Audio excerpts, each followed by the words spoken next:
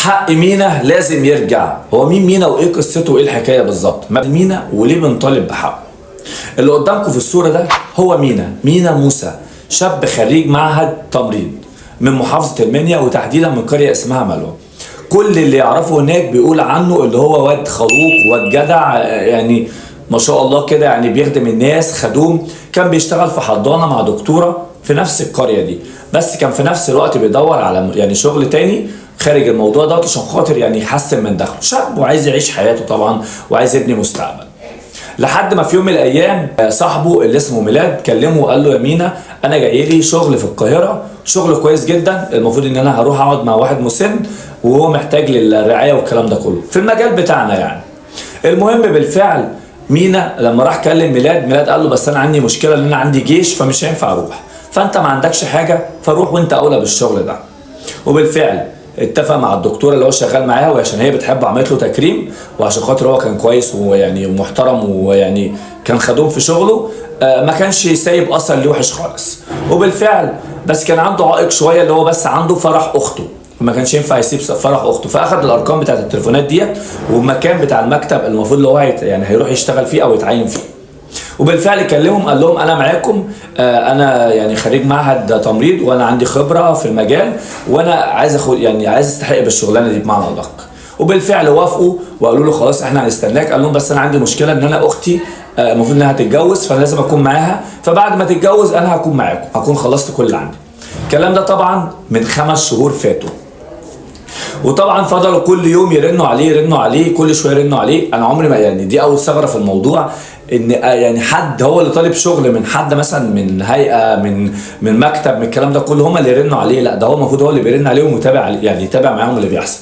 ودي كانت اول ثغره المفروض تخلي مينا المفروض يفكر ان الموضوع كده فيه حاجه غلط، لكن طبعا ساعه القدر بيعمل بصر. المهم بعد كده مينا اتوجه بعد ما خلص خلاص كل اللي وراه واتفق معاهم، راح طبعا قعد عند اخته يوم واحد بس في القاهره. اليوم ده كان يوم سبت. تاني يوم اللي هو يوم الاحد ساب متعلقاته وساب حاجته وقال لها ان هو خلاص صحيني الصبح عشان خاطر اروح، اللي هو كان يوم الاحد، اروح عشان خاطر اشوف الوظيفه الجديده او يعني الشغل الجديد. وبالفعل راح. ودي كانت تاني ثغره في الموضوع، ان هم بدل ما يودوه المكان اللي هو متفق عليه ودوه مكان تاني في حته اسمها الزاويه الحمراء. المهم اخدوه 2 هناك اللي هو ابراهيم وصاحبه اللي اسمه محمد او مش فاكر اسمه ايه بالظبط. واحد المفروض ان هو اصلا يعني في تمريض يعني ممرض، والتاني شيف. انا ما اعرفش ايه اللي جمع الاثنين ببعض بس ما علينا. المهم راح معاهم على اساس ان هو طبعا هيروح للراجل المسن ده. وبالفعل بيقول دخل المكان ده طبعا دي الروايه اللي هم بيحكوها يعني، اكيد مينا ما قالش الكلام ده لان مينا طبعا اتوفى.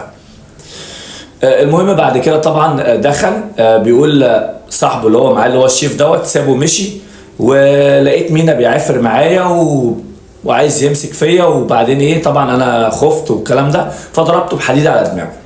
بس طبعا قبل ما يضربه بحديد على دماغه ويعملوا اللي هم بيعملوه عموما دي الروايه اللي بتتقال طبعا اللي عمه قالها اللي هو عم ابراهيم.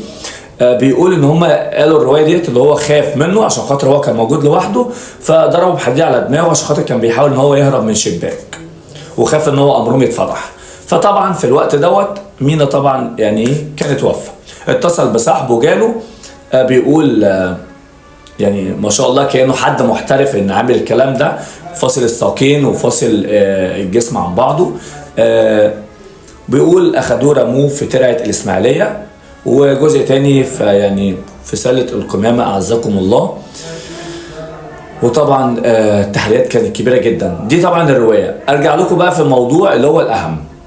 المفروض ان هم اتصلوا يعني بمينا كذا مره كان التليفون مقفول ومحدش بيرد، فطبعا هنا قلقوا بدأوا ان هم يتصلوا باخته، فاختهم طبعا عشان اخته عشان تطمنهم وتفهمهم ان مفيش حاجه. قالت لهم لا مينا كده التليفون بتاعه بتبقى ساعات الشبكه بتاعته ضعيفه او مش كويسه فما تقلقوش. الكلام ده كان يوم الاحد.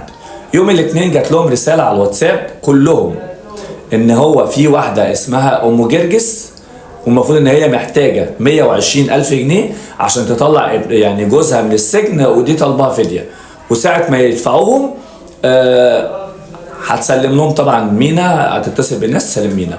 طيب الاتفاق يبقى فين او التسليم الفلوس هيبقى فين؟ قالت لهم في اي مكان، قالوا لها في القاهره او في ملوى في اي حته مفيش مشكله عندنا، المهم ان مينا محدش يلمسه. وفي نفس الوقت دوت عشان يطمنوا عليه قالوا له طب احنا عايزين نتواصل مع مينا ونسمع صوته. فبالفعل كانوا يعني مسجلين له ريكورد، بس عمو بيقول دي الثغره الثالثه، المفروض ان هو بيتكلم ولا كانه مثلا مجبور ولا مضغوط ولا الكلام ده كله، فاكيد ده واحد مثلا متخدر. قال لهم ادفعوا الفلوس يا جماعه عشان خاطر انا في مكان هنا وحاسس ان انا في خطر، ولازم تدفعوا الفلوس عشان خاطر هي دي تعليماتهم وعايز امشي من هنا. ده الريكورد اللي وصل طبعا لاهله. وبعد كده بعد ما اتفقوا وقالوا خلاص هندفعوا الفلوس والفلوس جاهزه، التليفونات اتقفلت ورسائل كانت بيبعتوا لهم رسائل بيشوفوها محدش بيرد. ده طبعا كلام عم ابراهيم. فطبعا بداوا ان هم يقلقوا، فاتصلوا بالشرطه، والشرطه مشكوره في خلال 48 ساعه كانوا عارفين كل الالغاز وعرفوا كل حاجه ووصلوا للشقه وتم القبض على ابراهيم واللي كان معاه. وطبعا اتصلوا بعمه وقالوا له انت راجل طبعا يعني قس ومحترم ومؤمن وراجل دين وانت فاهم الكلام ده كويس، ابنكم اتوفى. بس الخبر يعني الكويس المفرح ان احنا قبضنا على اللي عمل فيه كده. الروايه بتاعتهم طبعا غريبه جدا، يعني ازاي انا مثلا كواحد اللي هم اخترعوه، يعني هم بيقولوا ان هم عملوا كده عشان خاطر ان هم عليهم ديون وتراكمت عليهم الديون، فطبعا هم عملوا كده عشان خاطر هم يطلبوا فديه. طب ما الفديه كانت جاهزه، الفديه كانت موجوده والناس قالت لكم الفلوس جاهزه. طيب لما هو الكلام ده كله حقيقي، لو انتوا فعلا قصدكم ان انتوا تاخدوا فديه، ليه خلصتوا عليه؟ ليه عملتوا فيه كده؟ شاب لسه يعني ما شافش الدنيا، يعتبر لسه صغير لسه بيعيش هيبدأ حياته، ليه تعملوا كده؟ انا اشك والله اعلى واعلم ان الموضوع فيه تجارة اعضاء. يعني على كلام القس ابراهيم بيقول ان هو طبعا اللي فاصل بطريقة محترفة، وكمان مش مديهم حاجة مهمة، لا ده مديهم الساقين والدراع الشمال مش الدراع اليمين. بيقول لك لو ادونا الدراع اليمين المفروض ان الصليب هيبين، وكمان المفروض ان هم في عمليه هو عاملها، العمليه دي باينه تحت الصليب، فكانت هتاكد لهم وتعرفهم ان فعلا ده ابنهم. لكن الكلام ده مش موجود. فبيقولوا طبعا احنا مش هينفع نستلم الرفات بتاعه او الجثمان بتاعه الا يكون كامل عشان خاطر نقدر ان احنا نعمل المراسم دي. فدي رسالة طبعا بوجهها لكل حد او كل شاب، يعني خلي بالك ما تجريش ورا اوهام او اي مثلا حد يقول لك انا عندي شغل في مكتب كذا وتروح انت. انا عارف ان الحياة بقت صعبة، الحياة بقت كلها متاعب، بس برضو خلي بالكم من نفسكم كشباب او كبنات، لان البنات في فيديو هعمله مهم جدا عشان خاطرهم برضو، فيديو بيتكلم عن حاجة يعني حرفيا، يعني خلي بالك من نفسك، خلي بالك من نفسك بجد. وطبعا خالص العزاء لأهل طبعا مينا، ربنا يرحمه ويصبركم على فراقه وإن شاء الله حقه يرجع له. ودي كانت كل الحكاية باختصار، حاولت ان اختصر على قد ما اقدر، بس في يعني كلام كتير انا قصيته في الموضوع او يعني ما قدرتش ان انا اقوله ما كملتوش عشان خاطر الموضوع ما يطولش اكتر من كده والناس تمل. سلام.